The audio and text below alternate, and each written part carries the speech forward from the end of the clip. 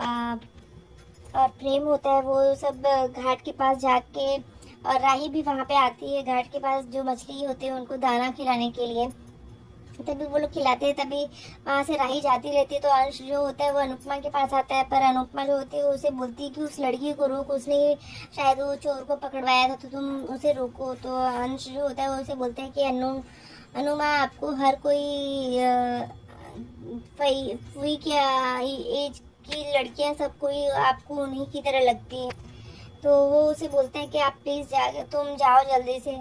तो वो जाता है उसके पीछे और उसे आवाज़ देता है, तभी वो रुकती है राही। तो और वो उसे पूछता है कि वो उसे पूछती है कि तुम्हें क्या हुआ, तुमने मुझसे रोका।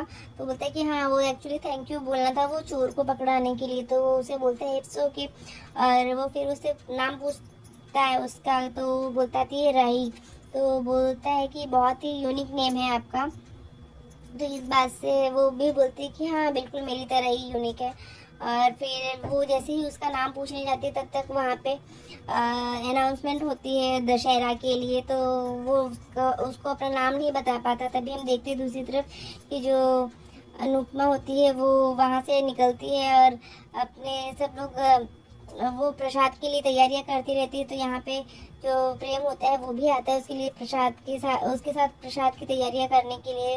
तो जो अंश होता है वो उसी वक्त वहाँ पे वो भी आता है और वो बोलते हैं कि मतलब जो प्रेम होता है वो प्रसाद के लिए लड्डू बनाते रहता है। तभी अंश को ऐसा लगता है ये लड़का इतना चिपकू क्यों हो रहा है मेरी माँ अनु माँ के साथ, ये सच में इतना स्वीट है या फिर ये सिर्फ स्वीट बनने की एक्टिंग कर रहा है। तो उसे समझ में नहीं आ रहा है और वो उसको देख के, प्रेम को देख के वो भी लड्डू बनाने लगता है। तो जो अनु होती है वो उससे बोलती है कि अरे वाह, आज तो मेरा बेटा बहुत समझदार और मेरा बहुत हेल्प करवा रहा है। तो इस वजह से वो थोड़ा वो भी खुश होती है।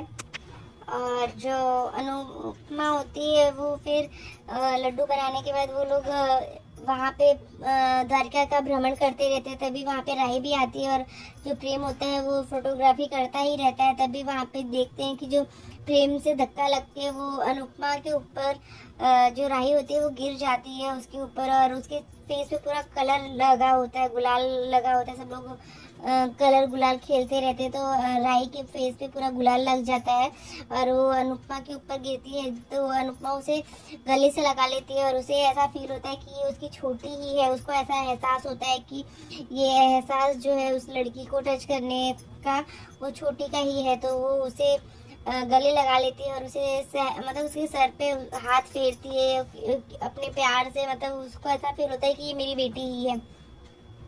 तभी जो बबली होती है वो वहाँ पे आती है और राही को खींच के लेके जाती है और राही को कुछ दिखता नहीं है तभी।